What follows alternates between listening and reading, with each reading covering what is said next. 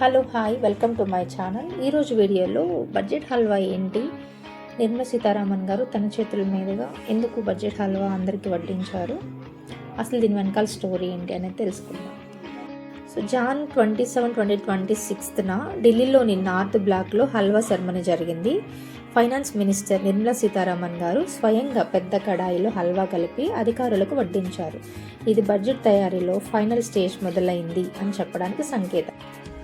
So అసలు హల్వా ఎందుకు చేస్తారు అంటే, భారతీయ సంప్రదాయాల్లో ఏదైనా ఒక శుభకార్యం జరిగేటప్పుడు లేదా ఏదైనా ఒక పెద్ద పని మొదలు పెడుతున్నప్పుడు స్వీట్ తినడం అనేది ఒక కల్చరల్ యాక్టివిటీగా మనందరం కొనసాగిస్తున్నాము.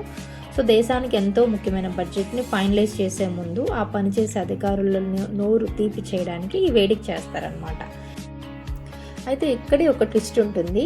ఈ హల్వా తిన్న తర్వాత బడ్జెట్ తయారీలో పాల్గొన్న అధికారులు మరియు సిబ్బంది సుమారు 100 మంది బయట ప్రపంచంతో సంబంధాలు కోల్పోతారు. దీనిని లాక్ ఇన్ పీరియడ్ అంటారు. వీరంతా నార్త్ బ్లాక్ బేస్మెంట్లోనే ఉంటారు. ఫిబ్రవరి 1 బడ్జెట్ని పార్లమెంట్లో ప్రవేశపెట్టేంత వరకు కూడా వీళ్ళెవరూ ఇంటికి వెళ్ళకూడదు. సో వాళ్ళ దగ్గర ఫోన్లు ఉండవు, ఇంటర్నెట్ యాక్టివిటీ చేయడానికి ఏమీ ఉండదు, అండ్ వాళ్ళు పర్సనల్గా ఏమీ యాక్టివిటీస్ చేసుకోవడానికి ఫెసిలిటీస్ ఉండవు అనమాట. ఫ్యామిలీతో మాట్లాడడానికి కూడా వీల్లేదు. అత్యవసరమైతే ఒక ల్యాండ్ లైన్ ఉంటుంది.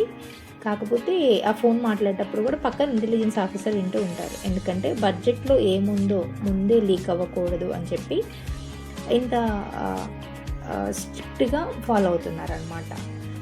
సో హల్వా సెరమనీ కంప్లీట్ అవ్వగానే మన అధికారులందరూ కూడా ఇంకా నార్త్ బ్లాక్లోకి వెళ్తారు, బడ్జెట్ తయారు చేస్తారు. బడ్జెట్ తయారు చేసి ఫైనలైజ్ అయిపోయిన తర్వాత అది పార్లమెంట్లో ప్రవేశపెట్టిన తర్వాత నెక్స్ట్ అప్పుడు వీళ్ళు బయటకు వస్తారనమాట. సో ఇదండి ఈ వీడియో, బడ్జెట్ హల్వా స్టోరీ ఇదే.